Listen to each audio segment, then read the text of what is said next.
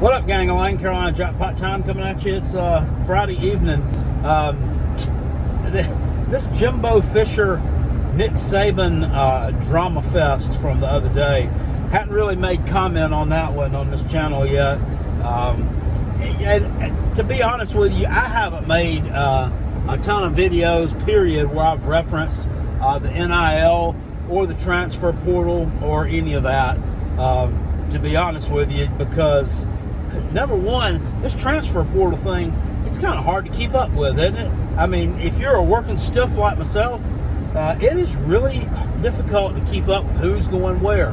That's why I can't really offer any real solid predictions about how any team is going to do this season until the magazines come out and I've got like a roster in my hands that I can look at. And I think they have until like May the 30th, if I'm not mistaken, which is pretty close, to actually, transfer to another school and be eligible for 2022. I think it's May 30th. So I'm thinking all these football magazines, they're going to be a lot later coming out than they have in the past. Now, in 2020, they were late coming out, obviously, because the season was delayed because of the Scooby McDooby. Last year, it seems like they came out later anyway. So they're definitely going forward, as long as this is a thing, they're going to be coming out later. But that and the NIL is two totally separate things. And look, like, I like to rail on Dabo Swinney, and I like to punch him with my size 10 shoe right in the anus as many times as I feel pleased to do so, because it just gives me pleasure to downplay, besmirch, belittle, and piss and bemoan anything that he has to say. But I do agree with him when he says this stuff is ridiculous. It is going to be the ruination of college football. It really is. If somebody doesn't get a handle on it now, they say it's the NCAA, this is the governing body of college athletics. They're not governing shit. They have no kind of jurisdiction over this NIL, and there's no damn reason for it. This transfer portal thing, while, I mean, it's a good thing, but that can get out of hand. When you have somebody that's transferred to a couple of three different schools and transfer to one, transfer back to the other, no. I mean, you need to make up your mind at some point in time, this is where you're going to be. So I think, personally, I would solve that by, you transfer one time. I mean, you get one transfer, and that's it. After that, you choose to transfer somewhere else, and you're going to sit a year or lose a year of eligibility, and at the same time, you lose a year of eligibility in doing so. And that will cut a lot of that out. That would be my solution to that, because, I mean, you make a mistake, sign with the wrong school, I went to the wrong place, I want to play for yada yada my last year, that's fine. You get that one chance to jump in the portal and go do that, but then after that, there's no more portal. It's you transferring, you lose a year of eligibility.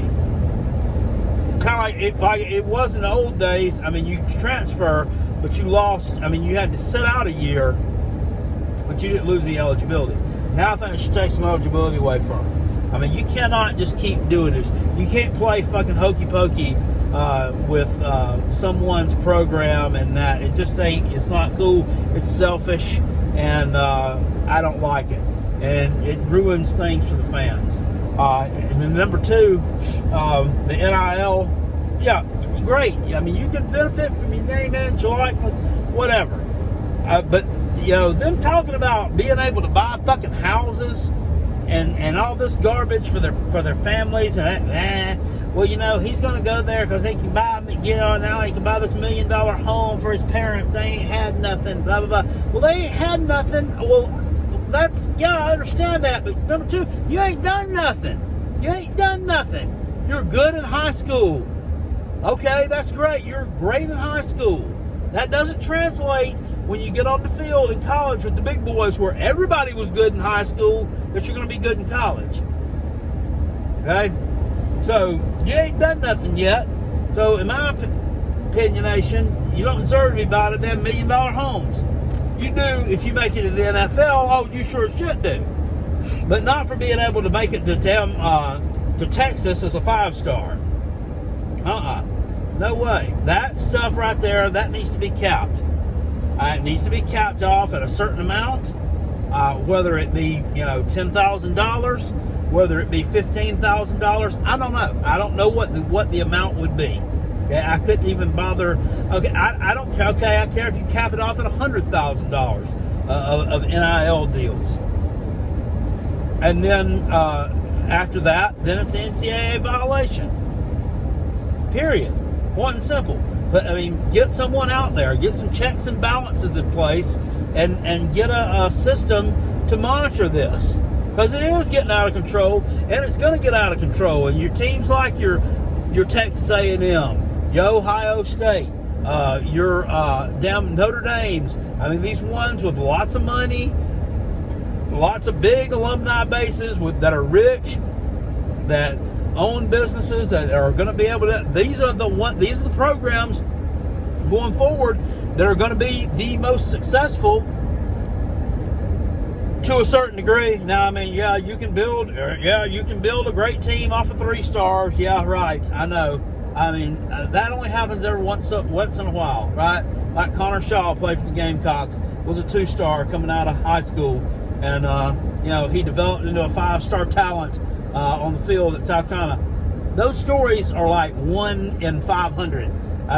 They don't happen very often. It's not very often. Normally, those first round draft picks in the NFL, normally most of those are 4 and 5 stars coming out of high school. It's the law of averages.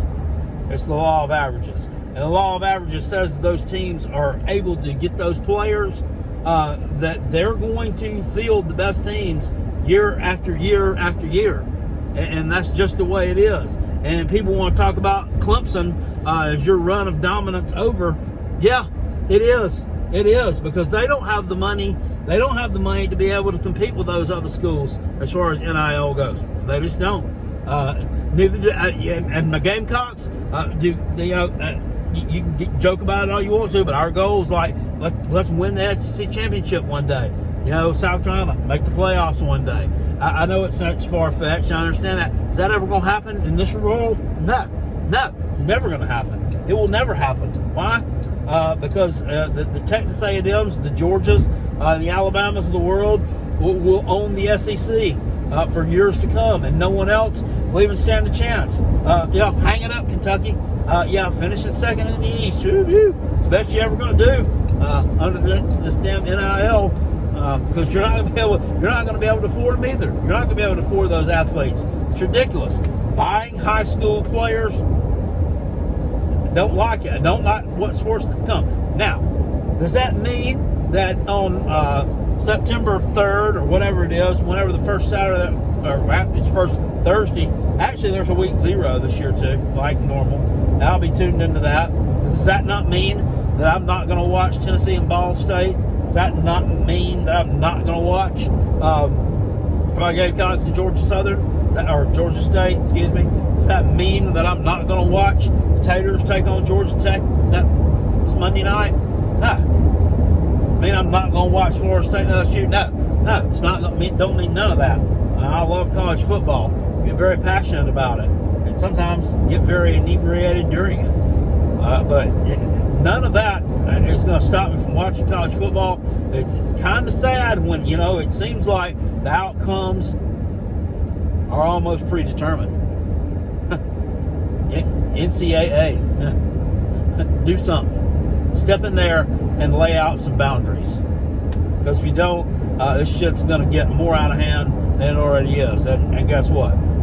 It's pretty damn out of hand right now. The Jimblo Fisher, Nick Saban thing was that, whatever. I mean, Jimblo Fisher sitting there whining, in rebuttal to, something Saban said offhand.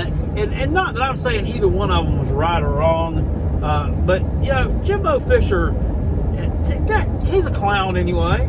He's been cheating for years. They cheated at Florida State. I mean, come on now. Give me a damn break. And then, what were they? 7, 8, 5-star players they signed this year? Yeah, you're cheating, but guess what? He cheated legally. That's the thing now. He cheated legally. And Nick Saban was just salty about it. He was salty because they didn't cheat legally first. They didn't get them first. Guess what, Nick? You got outsmarted on this one. So both of you just need to go shit in the corner and shut the hell up. But it was kind of entertainment, I guess, for the off season. That's my take on that. But anyway, the NIL needs to be regulated somehow or another. Someone needs to regulate it, or it is going to ruin college football for all intents and purposes. And the transfer portal needs to be regulated as well. They are good things, but all good things must come in moderation.